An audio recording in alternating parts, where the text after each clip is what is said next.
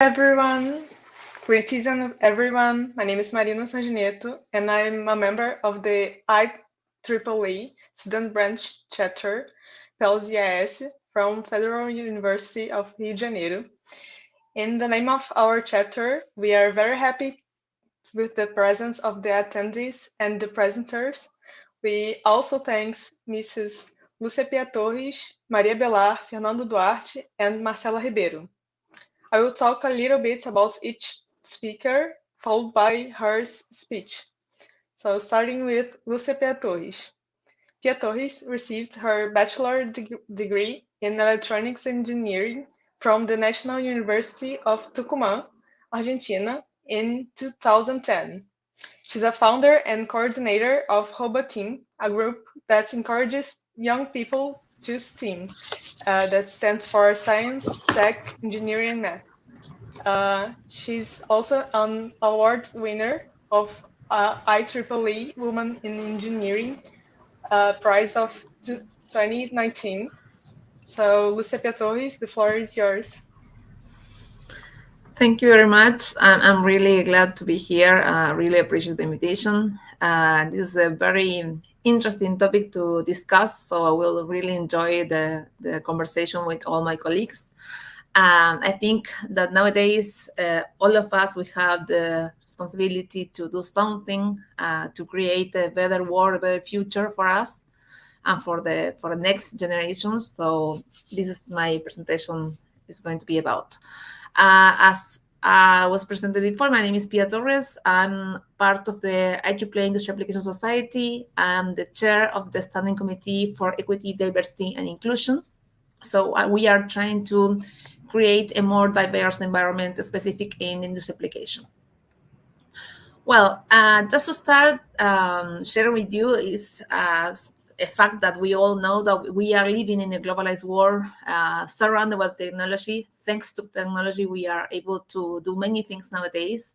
For example, this conference, this event, where from a computer, from a cell phone, I could be speaking with several people from different parts of the world.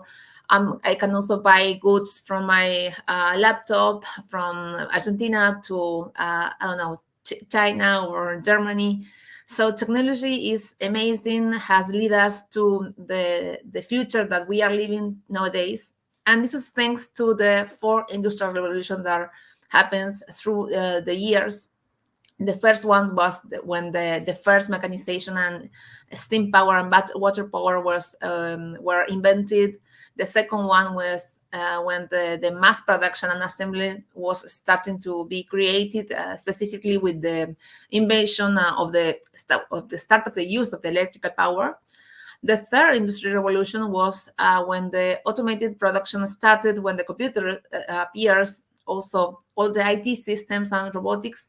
And nowadays we are living the fourth industrial revolution, where we have several autonomous systems. IoT technology is connected everywhere through internet. We have several new disruptive technologies like machine learning, like artificial intelligence, and several others. And every time we talk about technology, is a specific area that is rapidly growing, and we have to be very flexible to understand how we are going to use that technology for a better, to create a better world.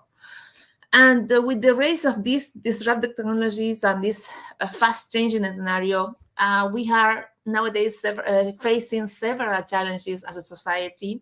And especially ourselves as engineer professionals, we have to consider a lot of things. And one of them is climate change.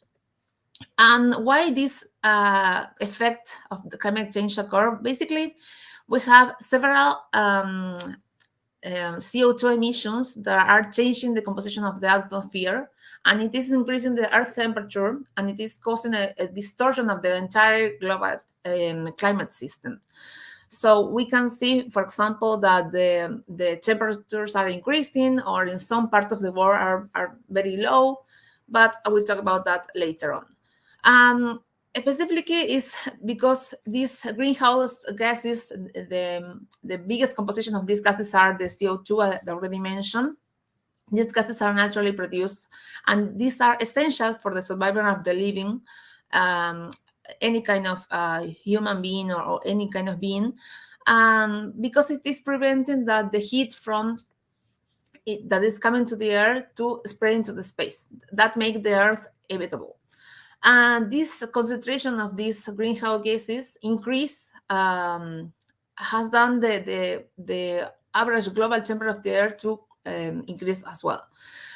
And this has happened since specifically the industrial revolution, and because of these abundant gases, specifically carbon dioxide, that are emitted to the atmosphere because of the use of the fossil fuels, and also because we have indiscriminate deforestation.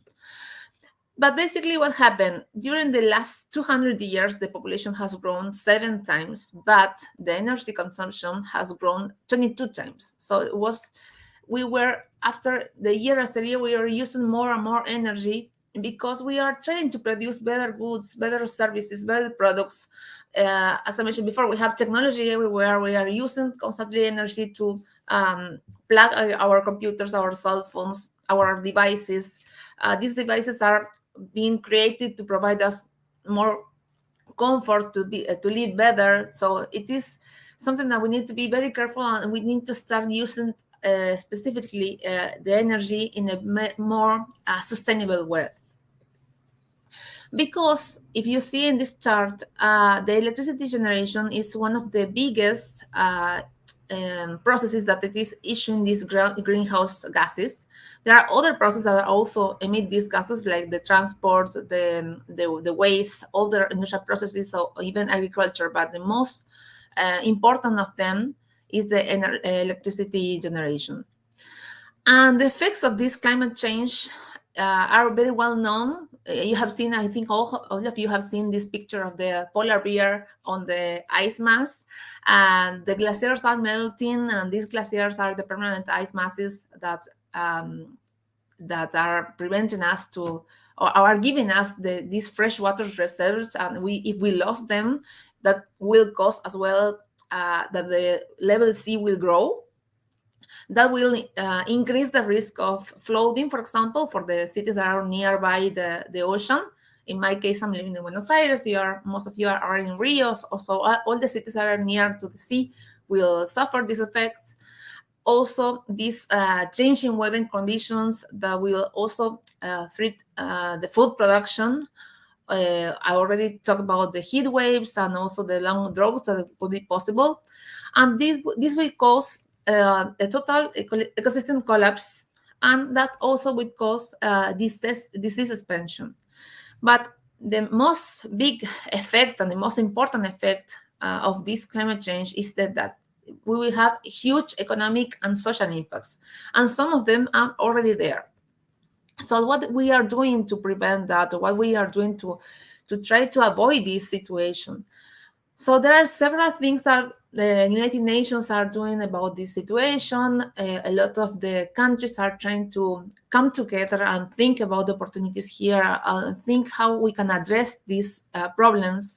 But basically, during the 2018, during the Paris Agreement, during the COP21 in Paris, this agreement called Paris Agreement was signed with many countries, with the aim of combat this climate change and accelerate and intensify the actions to create a more sustainable future, a low carbon future.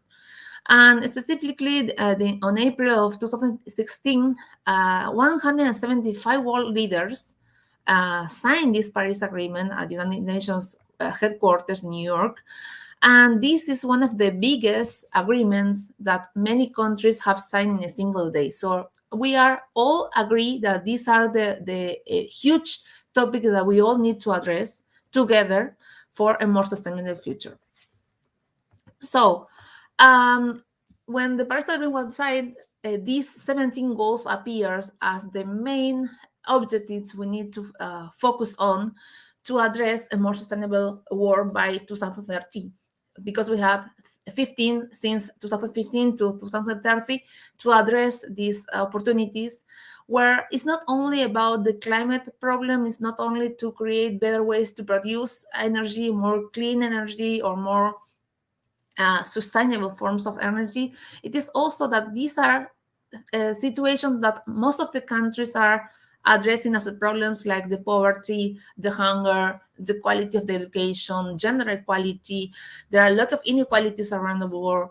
There are several things that are happening with the water, with the environment. So these are the main goals that we need to address all together as a one planet. So this 2030 development agenda is specifically an action plan for people, for planet, and prosperity. And also it has this idea of universal peace with the border freedom concept. And the adoption of these SDGs also represents an opportunity to collaborate between people around the globe, and also to take new challenges for the future. These SDGs are formulated to eradicate poverty, as already mentioned, to promote prosperity and well-being for all, protect the environment, and also address the global climate change. Because it's not only an environment thing, it's also to create better opportunities for all. And these 17 goals, inside them, there are in total 169 targets that are integrated and indivisible, are global in scope, and should be universally implemented, but also takes in account the different realities. The reality in Argentina is not the same as in Brazil or in Colombia or in Europe or in Asia. Every country, every culture has their own problems, and they have the opportunity to address their priorities. But the idea is that all these 17 goals should be on the agenda, should be on the table, so we can all work together to address them. And not only the governments, also us as citizens, the companies, the industries, the academy, all the entities, all the organizations should be working through to promote these goals, and also to address these KPIs inside these goals. So talking about in this decade that we have, that we are in the last decade to try to address these goals. Also, one of the considerations we have to take into account is that we have to also empower women and girls to address this climate emergency, because it is very critical.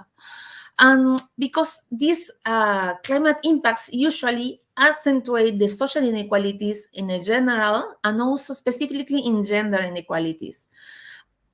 Because sometimes we are addressing this only as a climate problem, but this is also a social problem.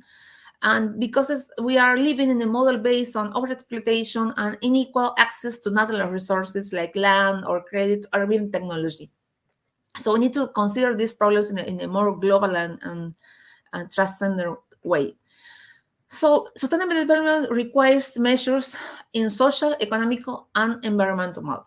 And that we have to make a commitment to ensure equal rights and opportunities for all, and specific for women, because most of the times women are the ones that are suffering the most with these problems. This requires women's empowerment and also the removal of discrimination barriers in several areas like agriculture, health, education, employment, and also disaster risk reduction. I want to share with you some data that we have around 26 million climate refugees, so people who left their homes because of the climate changes problems. And from those 26 million, 20 of them are women. 2/3 of the people who lost their jobs after climate disasters were women. During the heat wave in 2003 in France, the 65% of the deaths were women. In Indonesia, 4 times more women died than men where there is a flooding. So there is a 14 times more likely to lose their lives in natural disasters. In Asia, 4 times more women were killed from the effects of a tsunami. In Sri Lanka, women are the 2/3 of the people who died or disappeared during these climate problems. And in Burma, there are only some examples of huge disasters, but again, 2/3 of the 150,000 people who died during the cyclone in 2008 aware women. So we can see here that specifically women are suffering from this climate change.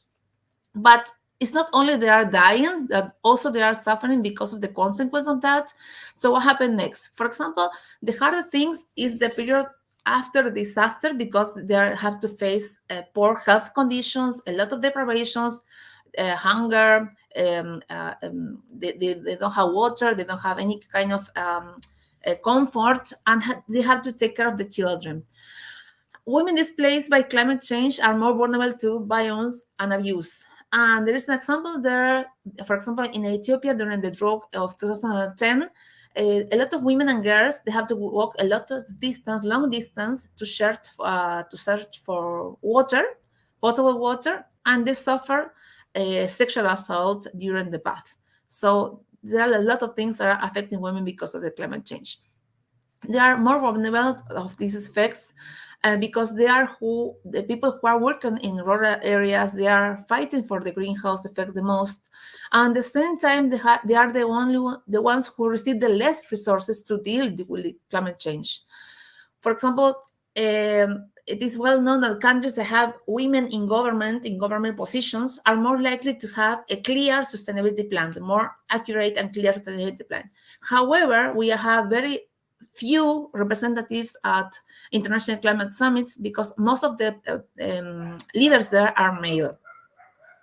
And according to the UN, there is evidence that countries with have greater female representation, they will have better protectors of lands, or will have better environmental treaters in the international aspects.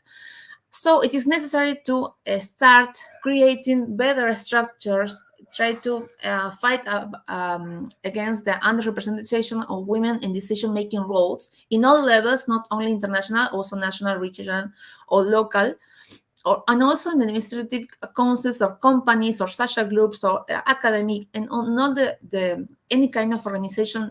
There should be more women leaders there. And men, we have to be part of this transition because we need to work together. And we have, as a teams, as diverse teams, we have a lot of gain in a more equal and sustainable world. So we need to transform this crisis into an opportunity, and we have to include organizations, institutions, and individuals in this achievement of gender equality as a mean to fight for sustainable climate. And we have to start thinking as women as powerful agents of change and not just victims of climate change. I want to give you some examples of this. For example, there are many women that are using burning. They use wood. They burn wood to cook or to heat their spaces, and they have to spend a lot of hours collecting this fuel, and sometimes that limit them to other activities that will cause to generate income, for example. And one action for that is that UN is promoting the use of clean and efficient non-polluting kitchens. And for example, women get less sick and optimize their times. Also, there are a lot of rural areas where women are working in the fields without electricity. Sometimes they burn kerosene. This is very dangerous for the health. And it is also a non-renewable resource that generates indoor air pollution. So in India, there is an organization called Barefoot College that is also working here in Latin America. And they are training these women that they are illiterate. They don't know how to write, how to read, from these rural communities with engineering skills. So they have to learn how to assemble and install solar lamps in their village, and also that could serve as an income because they can do that in several villages. They work as engineers, and it is an estimation that these solar engineers has been around. They are working in Asia, Africa, and also Latin America, and they have saved approximately 160,000 liters of kerosene using this natural resource, the sun, and using their own skills as solar engineers in their communities. Also, there are a lot of problems when the floods coming into these cities. For example, usually in some countries, because of the religion or because of the culture, women, they are not able to swim because they are not allowed to teach them how to swim. And compared to males, boys, they are most exposed to this kind of problem. So more women tend to die in flooding. So there are some actions, there are groups that are teaching girls how to swim, how to save themselves in case of a flood. And for example, in Vietnam, the 80% of the households have radios, and they are teaching the women how to use these radios to broadcast the sign before the rainy season take place, and try to advise other women to take the measurements to try to save themselves and be prepared before the disaster. So we are also training these women in technology again. So I totally think that we put there we because women engineer, we are also part of the solution to address the sustainable development. If we consider that we are half of the population, if we consider only the gender assigned when we are born, because we know there are more diverse, there are a lot of genders nowadays, but we consider only the gender and the sex that it is assigned when we are born. We are half of the population. In this graphic, you can see that even in all ages, we are almost half and half of men and women. But we have a problem because if the people who are involved in a STEM career, STEM stands for science, technology, engineering, and math, we are very low represented. We are only the 25% of the people who are studying and working and developing technology and science and engineering. So we have two problems there. We have a gender gap because we are not there creating the technology, and also we have a digital gap because a lot of women, they don't know how to use technology. And technology nowadays is a transversal tool. We need technology for most of the careers, most of the works, most of the tasks we do day to day. So we need to address specifically this problem, and we can achieve that starting, for example, with girls. We have to teach small girls how technology could be fun, how they can address also a lot of solutions using technology, and we have to break the stereotypes that we as women we don't have the skills to use technology, to study technology, or to create technology. Also, we have to take the lead. If I show this chart, sorry, this is in Spanish, but I want to share with you the values. We have a very low participation in board positions in companies that are listed on the capital market. We have, for example, in Brazil, only the 9% of the companies, of the Brazilian companies that are in the capital market are leaded, or they have female representation in their boards, in their as a CEO or any kind of leadership position in the boards. Argentina is almost the same. It's the 10%. And also, if we see which are the representation of the women in several positions like president, vice president, directors, etc., there are very, very low representation of women in leadership positions, especially in companies. So we have to take a lead. We have to be present there, because the companies with more women in charge are more profitable. There's a study from the Peterson Institute of International Economics that has analyzed around 22,000 companies in 91 countries, and it shows that the performance of these companies improves the greater proportion of women if they have women in corporate leadership positions. It's not a small difference. Companies that have at least 30% female presence in senior executive positions like a CEO, CFO, president, directors, etc., they have 15% more profits than those that doesn't have any kind of women. So we need to start focusing also in creating structures, more diverse structures, because diversity will lead us to have powerful teams, better ideas, innovation, specifically in technology, and that will give us as a result impactful projects. And we need this female leadership in teams, organization, and society. We need more female presidents in government. We need more female presidents in companies. We need more female deans in universities, because all we will have a benefit with that. We need leaders from both genders so we can complement each other. And when I'm talking about female leadership, I'm not only assuming that only women have this female leadership. I'm talking about a style of leadership. This style should be for all. I don't like to call it female leadership, but only the literacy call it in that way. But the idea is that we should all be trying to think about creating organizations that should be more agile, more friendly and engagement for people.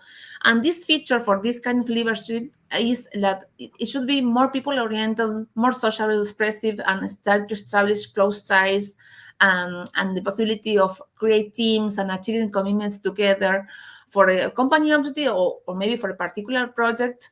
Also the tendency to cooperate, to make this teamwork more natural, through including people, and creating and engage in different ideas. Also the capacity to operate in different directions. At the same time, technology is very fluctuating, so we need to be very flexible to make decisions, and take advantage even if we are facing crisis. And also to have horizontal leadership, to be more inclusive, to encourage participations and share information, to listen to new ideas, to be open for innovation. That will tend to create and strengthen also group identities.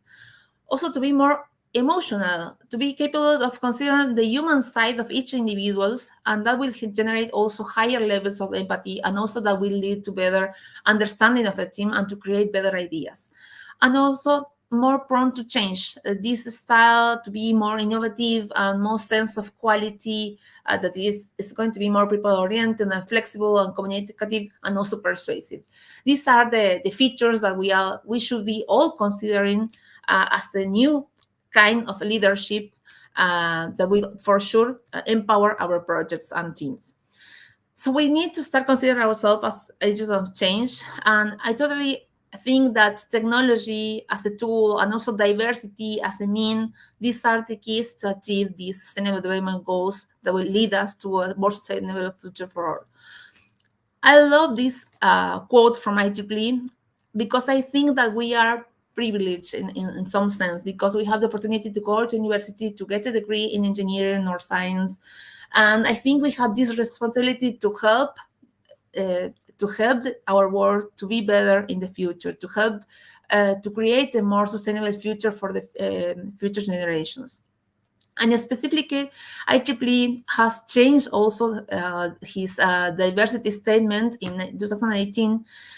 And if you consider IEEE as a global organization that it is fostering technological innovation and the excellence to benefit humanity, you have to consider that also IEEE is requiring the talent and perspective of people from different personal background. When we talk about diversity, it's not only about gender, it is cultural diversity, disciplinary backgrounds, different ages, different professions, different industries, people from the academy, from the industry, entrepreneurs, government, any kind of area. Also, try to avoid any kind of discrimination or stereotypes related to race, religion, gender, age, disability, sexual orientation, gender identity, gender expression, origin, nationality. We have to work together to create better projects. So we need to start acting in a cross-burst ways, where we have to incorporate women as a protagonist to achieve sustainable development solutions, because we are half of the population. We are a huge strength. We have a lot of human force that we can use, and also our brains to create these solutions. Also to incorporate this ecological perspective to the gender struggle, not only talk about our rights. Also, we have to start being the protagonist of this fight against climate change, and also to create a more sustainable world. Again, if you create diverse teams, this will provide you wider points of view. So that will lead to powerful products and services. And technology and engineering are the means to create solutions for a more sustainable world. So last things I would like to say is we have to educate, we have to communicate, and we have to lead and support, and also to empower ourselves and take the lead. And when I'm talking about leadership, this is the best image for me for leadership. It's not only to empower myself and my ideas and my strengths, also to help other people to be leaders as well. That is the role of the leader, to create more leaders, because we need leaders to think these ideas, to visualize this future, and to help us to create a more sustainable future. So what we can do, please consider yourself a change maker. Try to do a small change in your community, for one person, for 100, for 1,000, doesn't matter. A small change means a lot, and we all have all to work together in diverse teams to achieve a more sustainable world. So that would be for me. Let's keep in touch, and I'm really waiting for the discussion with my colleagues. Thank you very much. Thank you very much, Mrs. Pia Torres, for your lecture. To continue the event, we would like to introduce Professor Maria Belar, who will make comments and complementations to the lecture. So, Maria Belar has graduated in electronics engineering on UFRG. She has a master's degree in electrical engineering by the same university and a doctoral degree in electrical engineering at Texas A&M University. She works as a professor at Rio de Janeiro State University. So, Maria, may you continue? Thank you. Thank you, the organization of this event. Um, Presentation of Lucia Pia was great. She talked about all the problems and and she approached all the topics that are really important and serious for mankind, for our survival as mankind. And it is, I think, it is considering everything that we have been suffering, as she pointed out pretty well, especially things related to climate change, because that is something that is coming out because of a whole lot of activities by bad use, the bad manners about using energy and about using the environment not at all in a sustainable or in a respectful way, and also the need to develop technologies, and in the sense that with this huge problem we are all living with, which is the climate change to start with, and women are the major losers about that.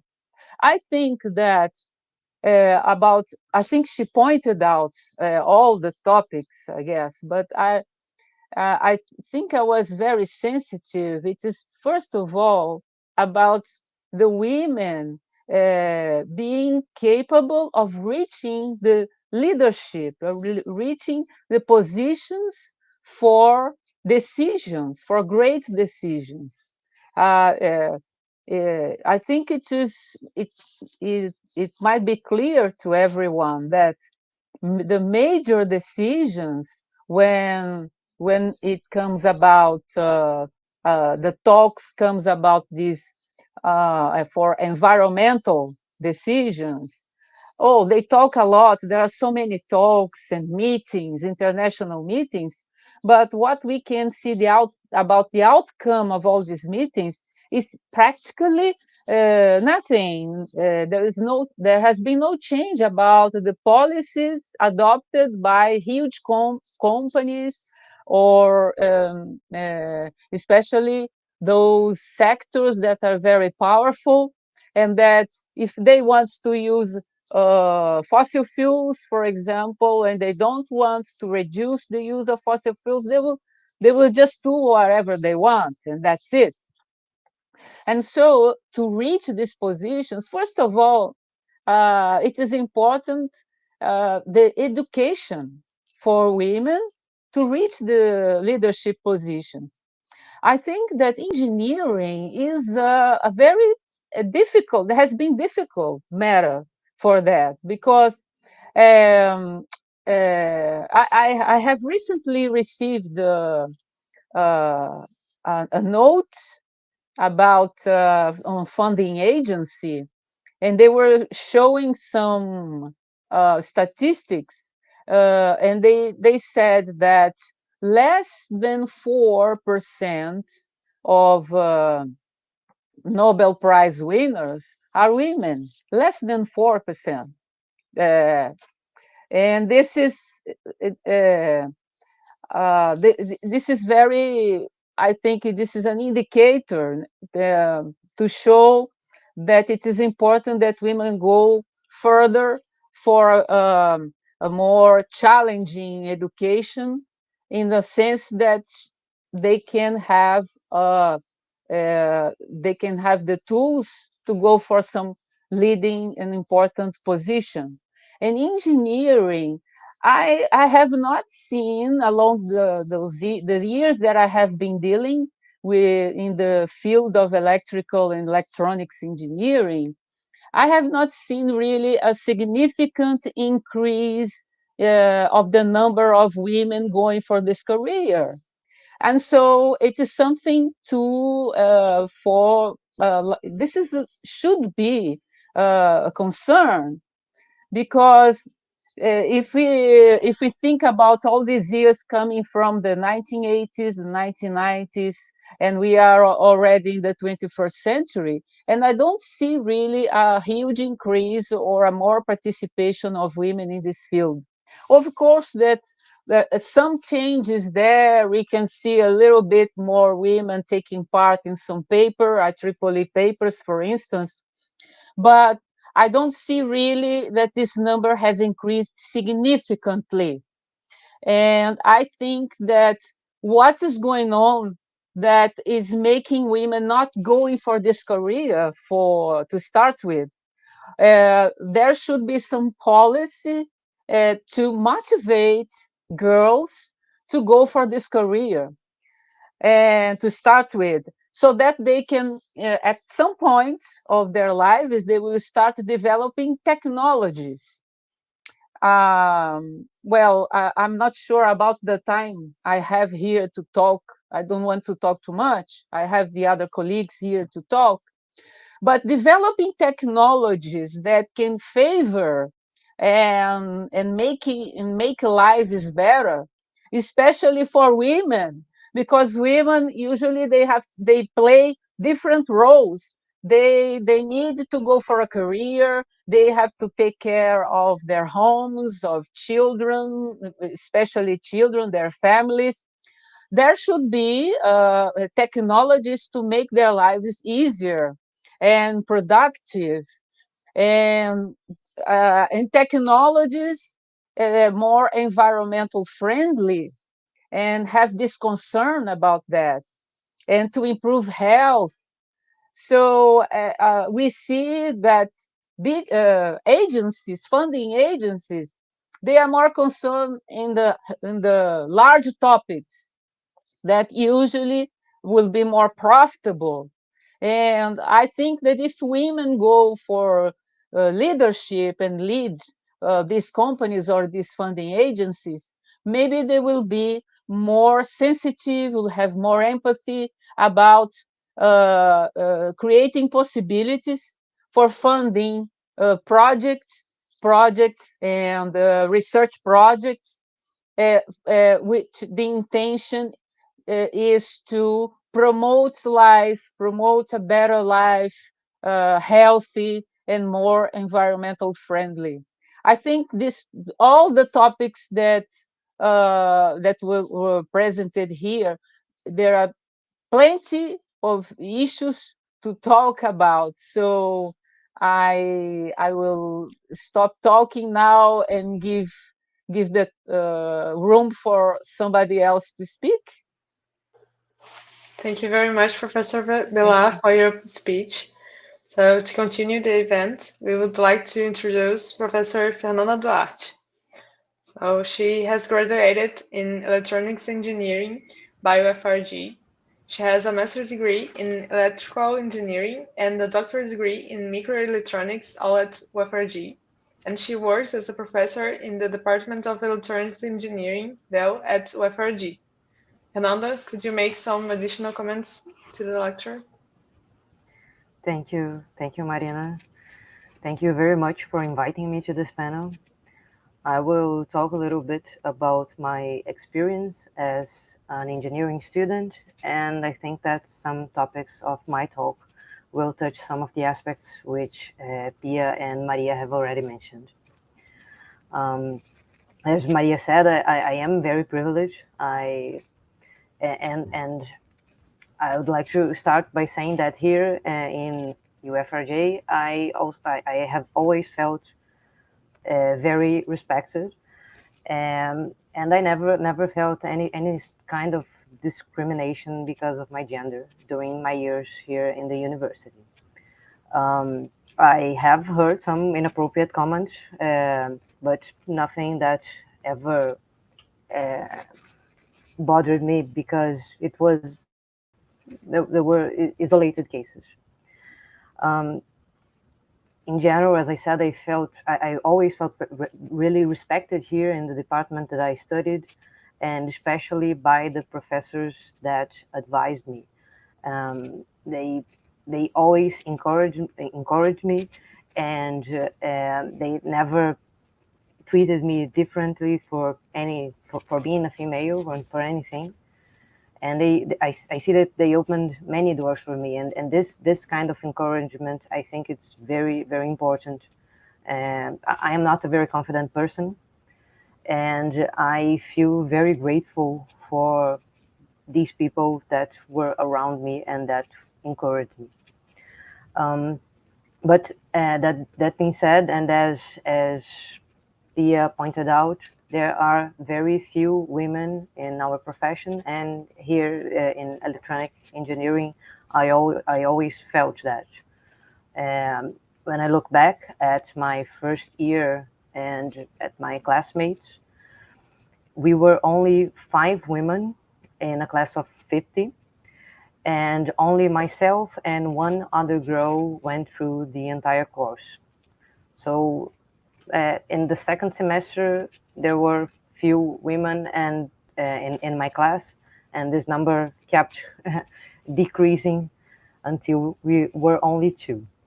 Nowadays, I see in the classes that I teach that there are more than 5, but still it's a pretty small number. And of course, I had male friends, but it's different when you have. It's a different connection when you have other women around. You usually don't feel like comfortable talking about some subject with male friends, and it's very different when you have other women and to support each other, to be friends, and to go through the course together. So I think that this number, this different, the small number of girls here in the department is something that that it could be better if we had other women. For girls, it could be better. Besides talking about the professors, in the electronics undergraduate department here, when I was a student, there was only one woman professor, and since I was admitted, this number grew to 2 women professors. So there are really few people that we can look upon, few women that we can look upon, and this kind of representation is very important. Recently, a female student have told me that she was happy to have a class with me because she felt represented. And I feel that it's something that many women, many women feel like that as well. So to have a professor that is female, we can see ourselves also in that position, and that makes a lot of difference. I also recently heard a statement from a young girl. She did a programming course in a girl-only class that was offered by an expansion project that are coordinated by some colleagues here from the university. And she said that looking back, before it was this class that encouraged her um to be part of, since it was a girl only class.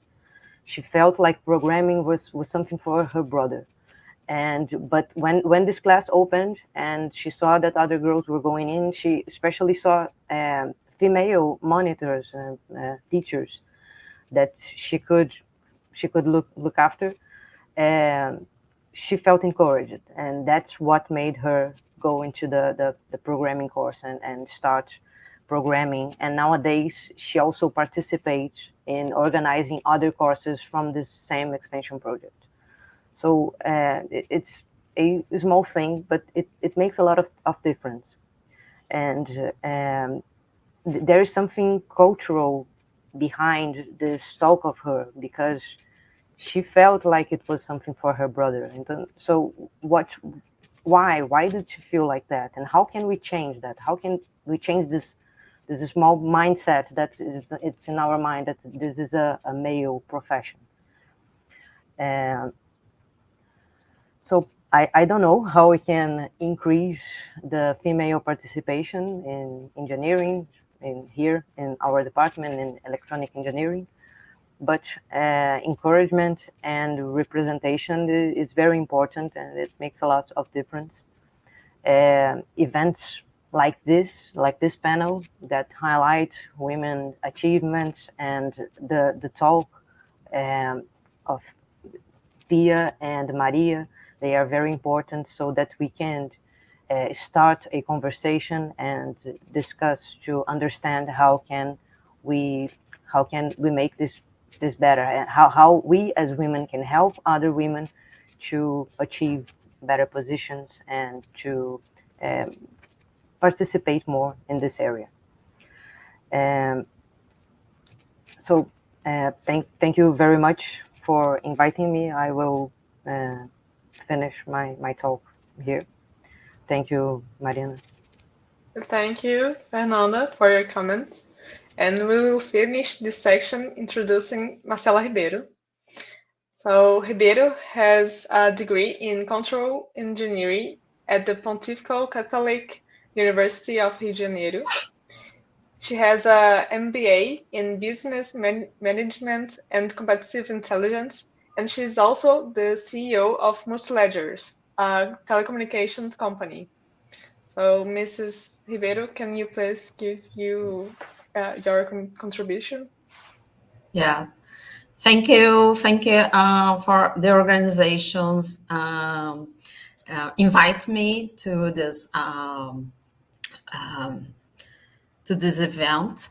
Yes, I don't know now what I will can speak, because the speech of Lucia, yes, and Maria and Fernanda give us really understand some specific problems to the woman in a STEM area.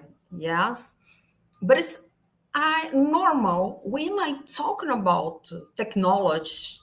Yes, principle from the when you begin to understand the problems from technology, understand the problems from uh, AI, from problems in something when you use the internet. Yes, when you think about the use, when you construct this is my time now. When I talking about blockchain, yes, or tokenizations or something like it. I bring to the conversation, yes, the speech. Think the technology. You need to think more human. You need to think to look the impact in human. Yes, because I think this is very important now. And a long time when I stay in my construction, yes, in my career or in my jobs, and the time I try to construct and bring more things about human humanize, yes, to technology. It was when you think better, when you try to use the technology better, yes. I study a lot some concepts and now in our NP, I a part of technical committee from blockchain in RNP. Yes, used to implement networks from blockchain to orchestrate some test beds. Yes, and when you talk, I have a big problem. Normal, the people from or men from technology think more concepts and human concepts, social concepts to think technology. And I think the woman having a strong and good work to bring more this human. When you look more human behaviors, yes, when you use technology, because when you think about the concepts of the blockchain technologies, you need to bring the concepts of network culture. Network culture is from social social science, and the concepts of the how can you use, yes, the oh god, how can you use the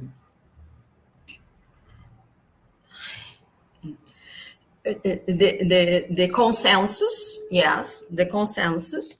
This is this is the same concept you use in the social in the network culture, yes.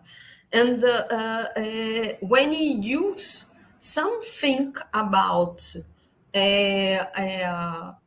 when you incentive, use tokenization to incentive, or tokenization to to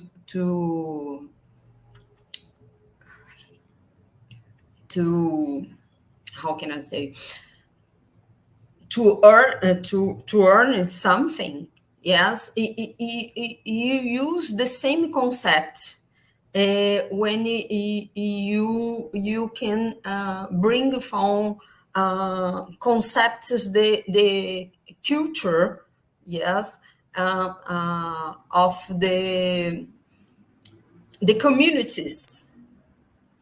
when you think you is a part of the community and you contribute with some informations from to community, yes, to construct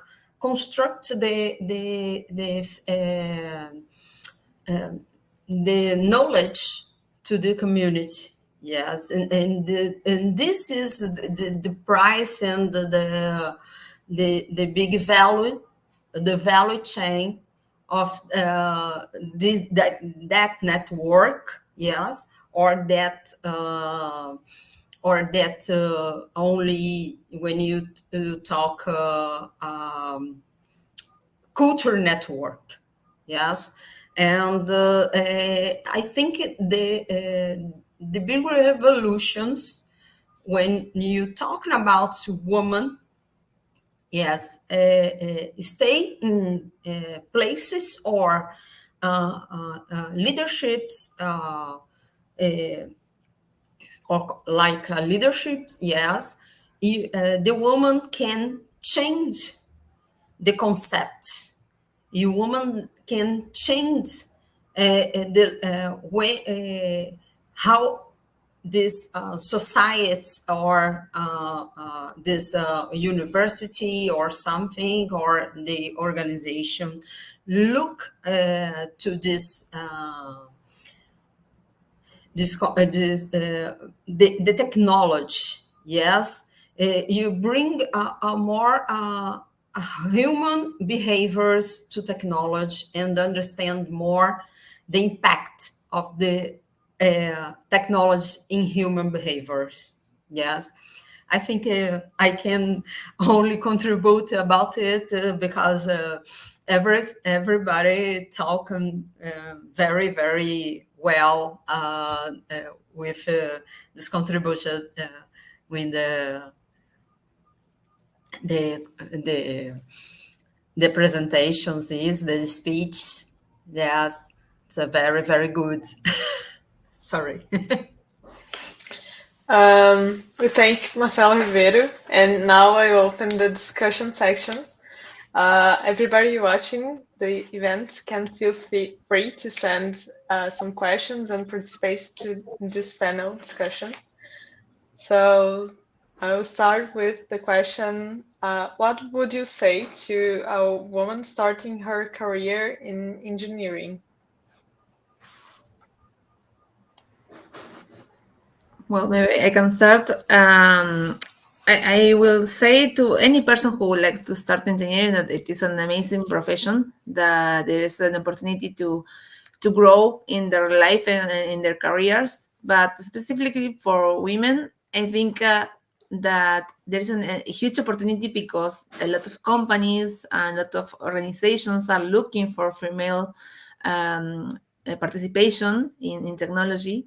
There are a lot of scholarships, there are a lot of specific programs, also, for example, for entrepreneurs that want to work in innovation in technology, specifically for women. So take advantage of that opportunity, and also don't be scared, because we all have the same abilities. We have all nowadays, hopefully, the same opportunities to um, grow in this industry, in this area. So don't be scared. Try to have and grow networks with other people that are working in technology. Try to find female role models, like professors or other colleagues or friends or family that are already in this field. Try to create networks, try to open spaces for other women as well. But don't lose faith in yourself. You have the abilities, you have the spirit to work in this career, and just go for it. Go for it and have faith. Thank you. So, Maria, you want to complement with something? Yeah, I think the first thing I would say to a girl going for engineering, especially electronics engineering. That was my major, my basic major. I got my undergraduate in electronics engineering, and also because according to Fernanda talk, what I see is that the numbers have not changed at all much, because this proportion of 5 to 60 or 5 to 6 during my time in my classroom, the ratio was 5 to 65. So this type of number has not changed much among between the number of girls and boys in a classroom. So what I would say to a girl is that no matter what people say to her, oh, that this is something for my brother, for your brother to study, not for you. Oh, this is something for boys. Oh, if you go for this career is very male, is a male thing, and it's not for you. And I would say to her, be persistent. Be really persistent. Don't care about what people say, especially if what people say is bad, or is preventing you from reaching your goals. Never give up. Never ever give up. Keep up with your dreams. Keep up with what you think, what you want to do, and go further. And I agree with Pia. Yeah, it's good to have, if it's possible, to have a group of friends, and or go into a network to discuss things. And very important too is never be afraid of asking questions. Sometimes in a classroom when I teach, I sometimes I feel that the girls are more a little bit not comfortable about asking questions. So don't never be afraid of asking questions. Go there and ask questions. Okay? Don't worry about what people think about you. What is important is what you are going to learn. So that is the thing, and I think it is being persistent and having faith too. I think you have faith is also faith in yourself, and keep going. Yeah, I think During it's sorry. sorry for You can. no, because during my graduating, in all my class, in all my a lot of teachers talk me, are you medium? Are you not good for? Are you not good for engineer? Because I'm not the huge student, yes, but I'm a medium student. But I have the qualify. It's a very very important to engineer to everything. When you think, and you have a relations when in your minds. Yes, this is a good. When you have when you real understand the good, not only the greats or some things, but it's, the good is with my my my professor, yes, my how can I say, esqueci até em português. But it's my A orientor, supervisor. a You're a supervisor. supervisor. Yes, Uh-huh. yes. Thank you. My supervisor in university give me the chance. I go to German university. I stay there 3 months only, and I make the best project. There are I can real think this discover or I do during the 3 months only in a German only, and no have orders, students there. I have only my supervisor, the only one supervisor there to control the German control to my work, and this is the difference. Yes, when you stay in front of the real in the real world.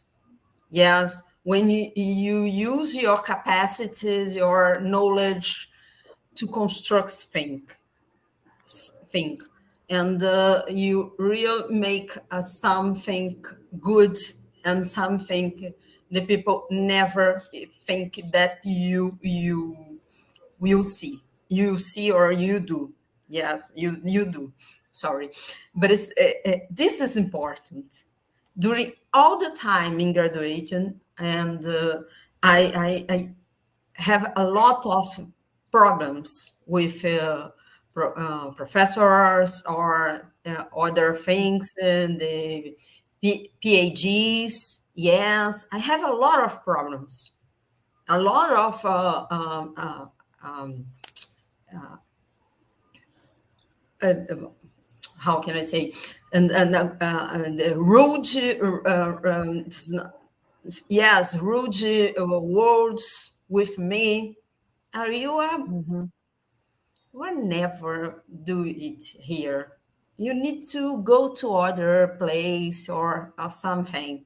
Yes, but it's now I study emerging technology.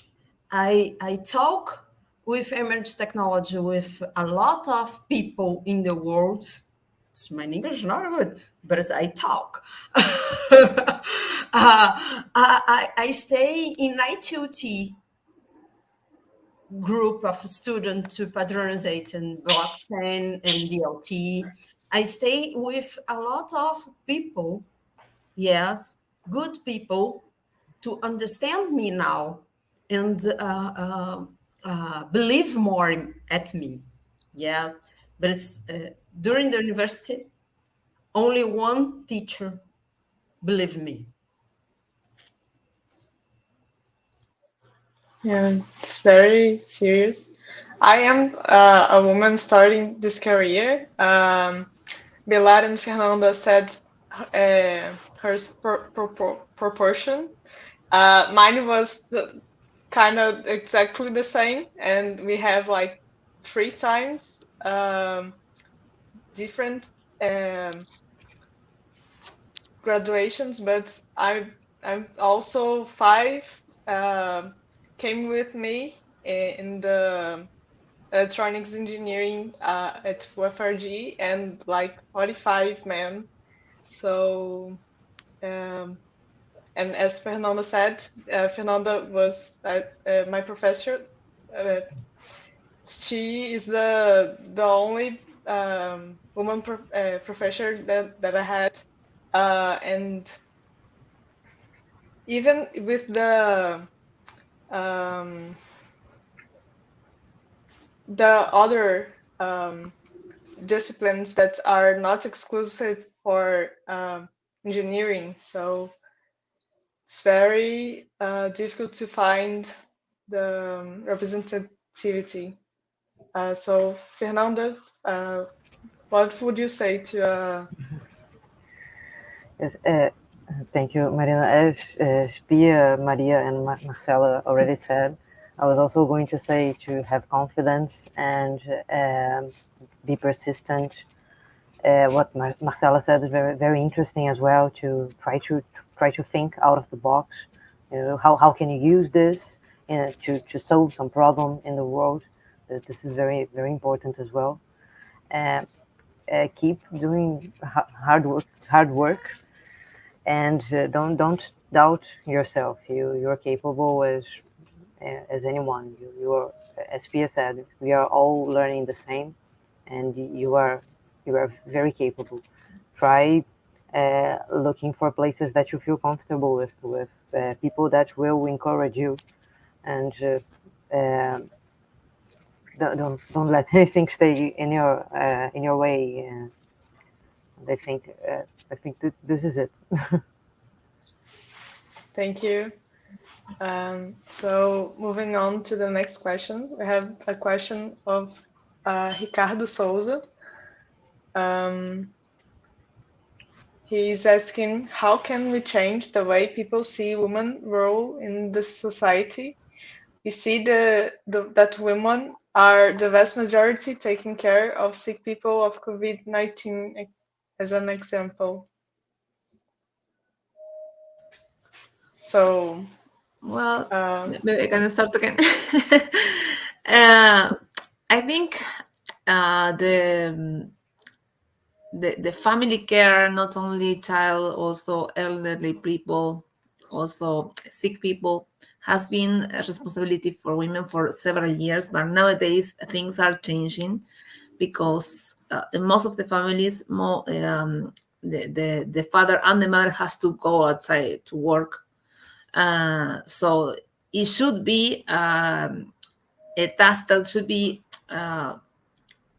faced by both parties. So men and women are also both capable to take care of kids, take care of sick people, and also there should be the opportunity to also for men to approach this kind of task as well, because also we are like um, taking away the opportunity for men to be closer to their kids, closer to their families.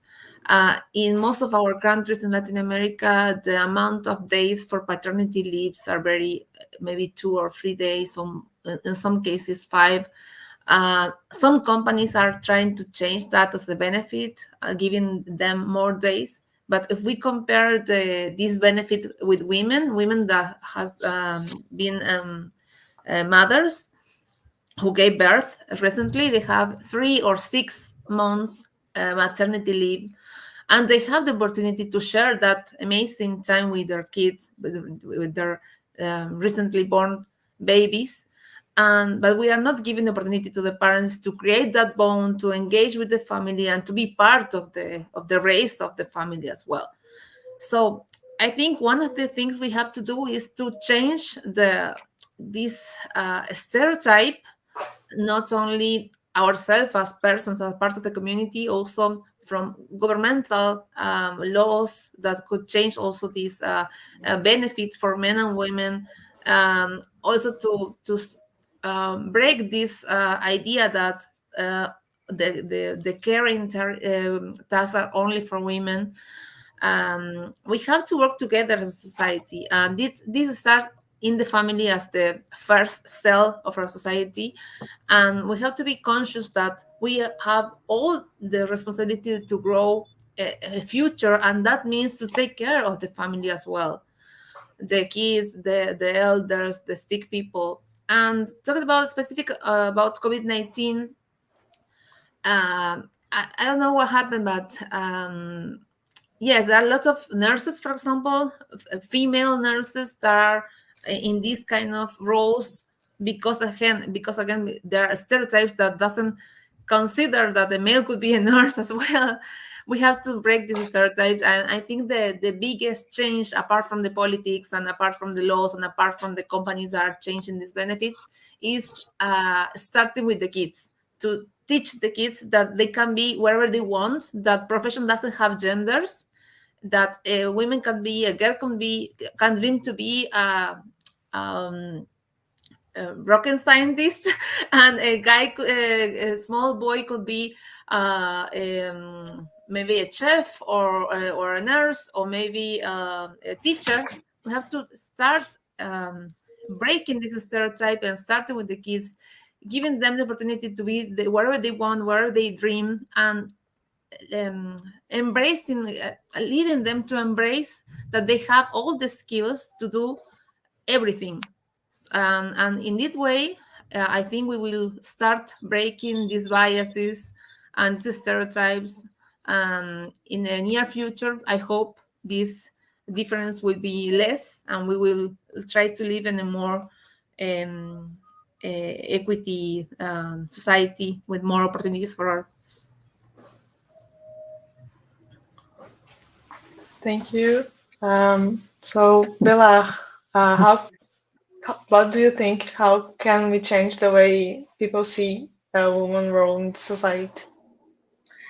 Well, sure, this is something that should start in the families, in the way people educate children. From the very beginning, in the family, in the kindergarten, and how the kids are playing. I have a colleague in the department. He has small kids. He has a twin, a girl and a boy, and I saw that they play together. They have superheroes toys and robots and small robots toys, and they play together with that. And they share, as I say, the same interests on the toys without any prejudicial comments on that. The girl and the boy as well, and so I think that's the way that things should start, and then uh, uh, without this prejudicial view that some tasks are only for women, other tasks only for men. And I think this has an impact on this situation of the pandemic with the virus COVID-19, because uh, for instance, I had a student, a boy. He told me that everybody in his family was sick. His mother, his sister, and then his father. He ended up being the only one healthy in the house, and he had to take care of everyone, you know. And now a guy needs to learn how to cook something, how to and have no problem about cleaning the house, so I think in this situation, if he didn't know how to do it, he had to do it because he was the only one there to do it. And so I think that's something that must be done, or must be taught to children from the very beginning, that they can do all the tasks. Not only the girl is supposed to arrange her bedroom, but her brother too must do it, and not leave these tasks only for the mother in the house, that the mother has to arrange and pick up the toys and arrange the house. So I think this idea comes from the way people are educated. I know that this is something very cultural sometimes. It depends a lot on the region, on the region in the countries, and but something must happen in this way, because these are the small things that end up having a huge impact there in the long run, when they go for a career, for instance, when they go to a place where he is going to have a girl. If he will be an engineer, he'll have a girl as his colleague in a company. How he will approach her in a working environment? Will that be more respectfully, or what? So really, this is something that should start at home, and also in the school, in the school system, the way children are being educated in the school system. I don't know if I answered the question as was supposed to be. I hope so. Great. This is a Thank very you. difficult topic. No problem. So, Fernanda? I totally agree with Pia and Maria. I think this is very very cultural, and I think that we have to start with the kids. But also, I think that events like this panel, they highlight the importance of women. Some some data that Pia showed in her presentation. This is very important because it creates awareness of what's happening, because we see it in numbers. We see that it is real, uh, and so I think that by giving opportunity to women, women will start to talk more about these problems, and I think this helps in slowly changing how society sees women. Uh, I think that of course we need to educate our children to think different, and um, but also by doing this kind of event, we can um, we can show what women are doing, and how this is important, and why it is important to educate our children differently. In my case, in my family, I've always liked the what's supposed to be the boys' toys. I never liked dolls, and I liked playing with Legos and with cars. And my mother always, my mother is an engineer as well. She always uh, let me play with what I liked and let me do the sports which I liked, even though they were mostly male sports as well. Um, so if you if you let if you give opportunity, if you show different kind of toys, maybe the girls will also like these things that are allegedly boys boys things. Thank you. Ribeiro, would you have something to add?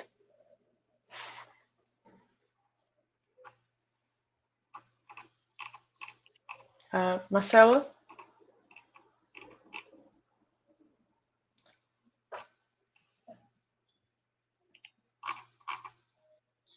Sorry, something.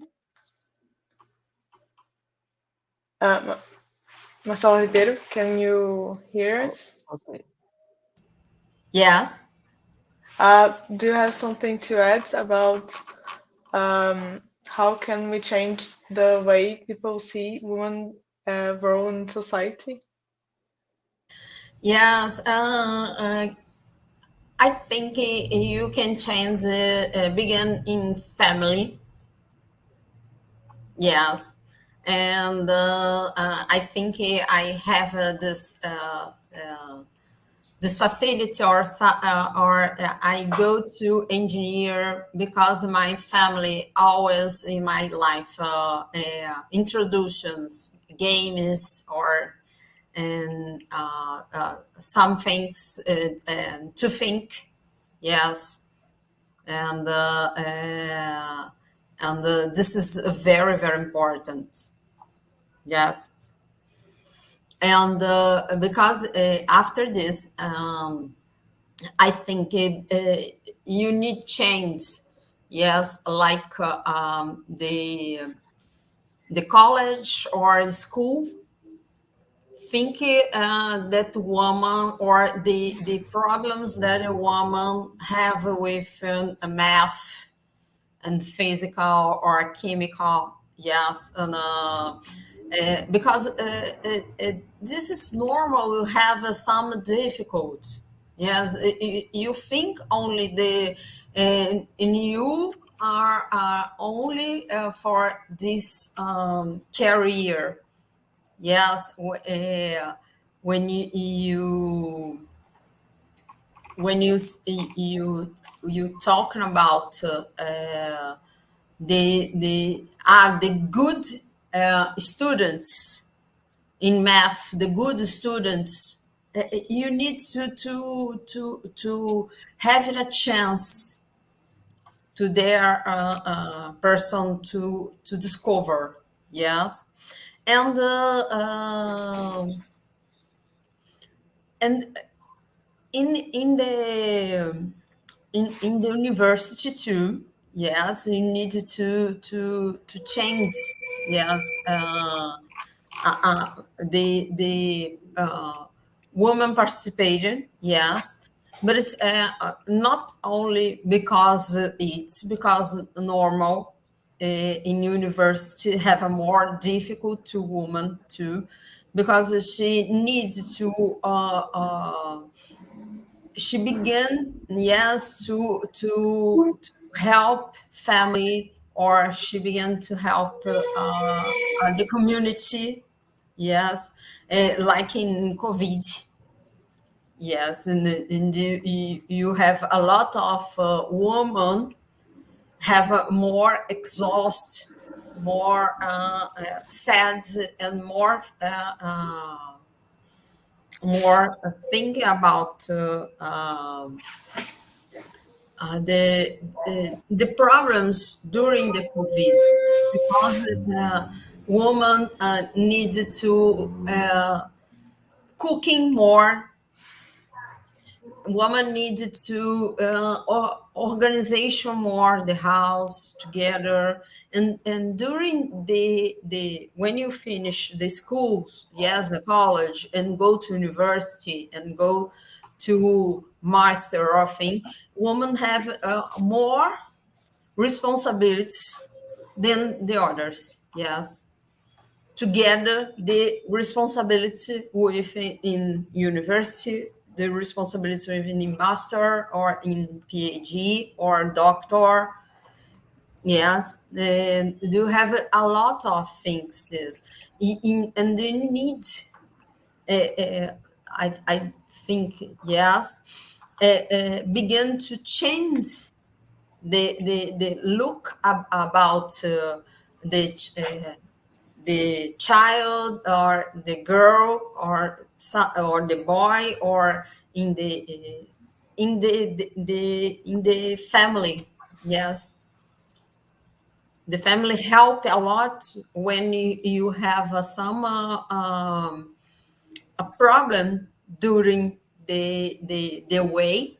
Yes, when you have some barriers, yes, to understand your place, or something, but it's help you have a more force. Yes, more power, more force, more power, or strong to break the barriers. Yes, Thank you. thank you. So moving on to the next one. It's a question of Thiago Straves. So some regions may have machismo and misogyny things and in their culture. In your opinion, how can the university and our professor act in destruction of these thoughts? Well, as I mentioned before, I think we all as a society, we have the responsibility to break these biases and stereotypes. It's a in some countries and in Latin America, you can see a lot of this misogyny and machismo, and it is because the culture is has made us in this way. But because we have learned that during the time, it doesn't mean we cannot learn new things. So I think academy and university and even school has a huge role to provide these safe environments, diverse environments for all.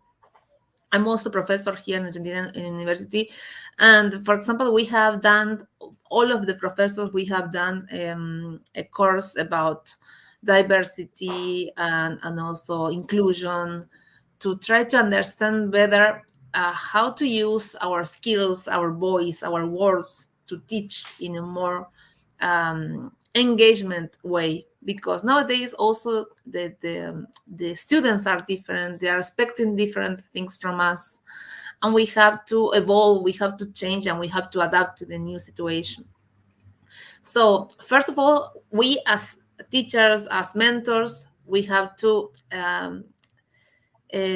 I think understand the lack of knowledge we have when we talk about diversity.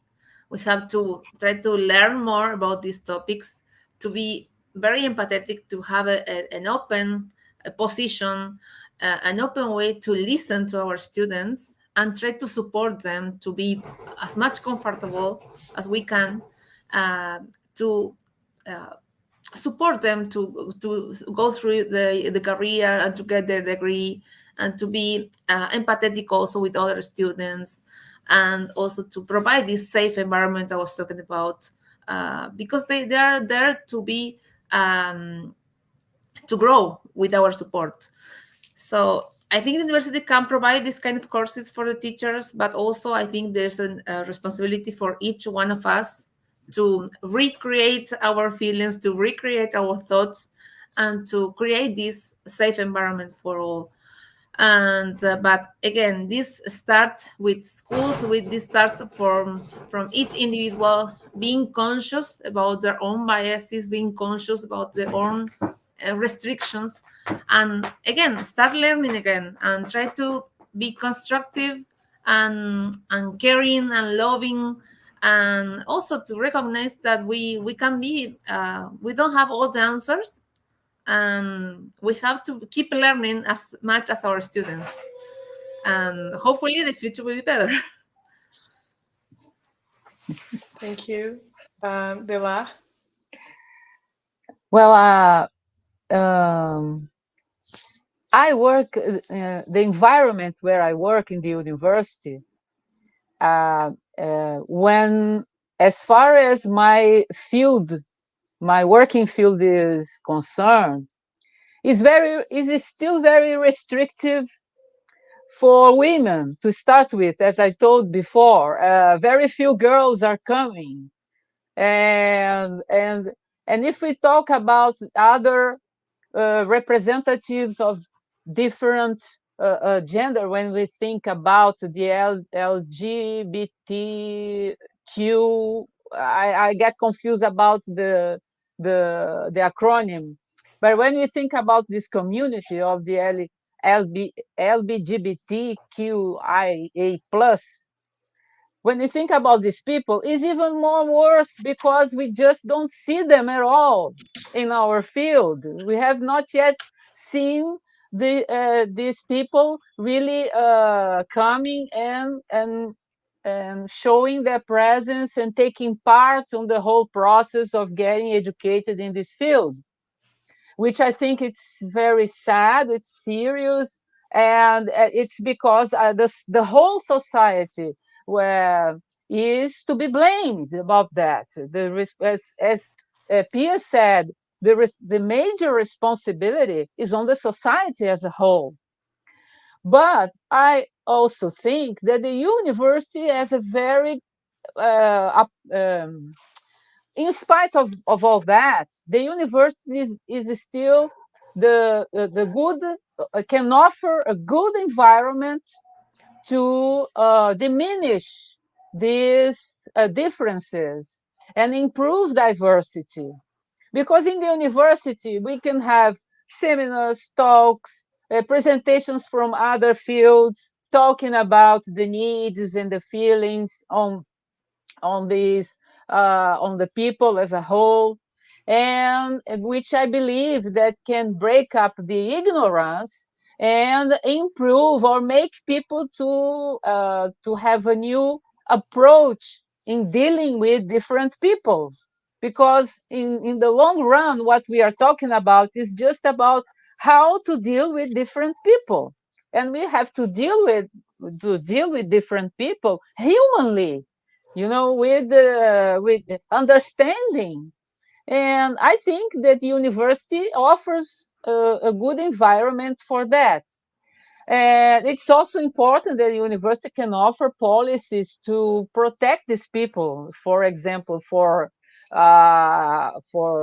listening or being attacked with bad words or something, and can offer also policies to protect them and to make them feel comfortable in the whole thing. But I wish that these people could come to our fields to study electronics, for instance, starting with the women and starting with all the people that are considered different in the society. And I think this responsibility is on everyone. Everybody in the societies has their share of responsibility for that, to improve the participation of and the diversity in the community as a whole. Thank you, Pilar. Fernanda? You, I think that we can try to create a welcoming place in the university. We can. It's very important to listen and to give importance to what people say, specifically women. So if there's a student that felt, I don't know, that talks about some bad experience, you need to understand. You need to understand that's it. That's something important. You can't put it down or think that it's less. So give give value to what people say and give importance. I think that we can also try to create a link between the university and schools. So if we create courses to show how to show how electronics work, for example, maybe we can reach other fields, and of course, also trying to show to girls that they are also very welcome and that they can, and that that they can do this kind of course, that this is the course for them as well. And this is it. I think that creating a place that welcomes diversity, it's a good start. So if we don't allow discrimination of any kind, I think this is very important. And I see that some people are giving you happy birthday, so happy birthday, Maria. Thank you. Yeah. Um, yeah, it's actually today for really. Thank you.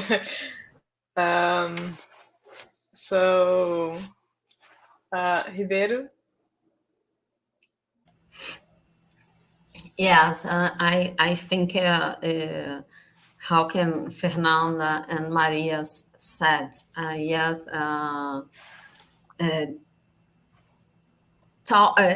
having a space with I love cats. Having a space with girls, yes, the woman talking about or to understand it, because a lot of time during my career I don't understand that I was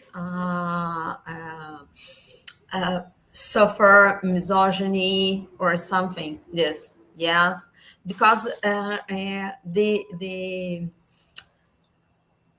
the behavior or the places, yes, talk with a woman like a man. And during a lot of time of my career, I'm the same. I'm the same. Uh, um, the people look me, or you the best like a man. No, And during a lot of time, I accept it because I'm not I understand this. This is not, I'm not like a man. I'm a woman. I'm a good, and I'm good like a woman only. Yes. Or you programming your developer good like a man. You're programming good like a man. You think like a man. Yes, during all the parts of my careers, and one day, it's for me. It was very. It's for me. It's a very. How can I say? It's a very typical. Yes, in these places, but it's when I look for me like a woman when I'm a more maturity for my life. Yes, and I look at, no, I'm not like a man. I'm a woman. Yes, and we need bring more spaces in university. Yes, because this is a very, very important, and because heritage, yes, with girls, because the misogyny and to this constructor, yes, and this is constructor begin with the man. Yes, I think it. Thank you all for your answers. So I will be ending the event now. And a huge thanks for all the attendees for your presence. And thank you, Mrs. Lucília Torres, Maria Vilar, Fernanda Duarte, and Masala Riberu for your lectures Yeah. and commentaries. Thank you. Happy birthday, Marina! Thank you. Happy birthday! Happy Thank you very birthday. much. Yeah. Thank you So guys for organizing this. This is very important to discuss and also to start discussing from here. And it's not a goodbye. We need to grab the concept and start the discussion because we all have the responsibility to create better things. So thank you very much for doing this. I really appreciate it, and I really enjoy this space with Maria, Marcela, and Fernanda. I'm totally inspired with you, and thank you.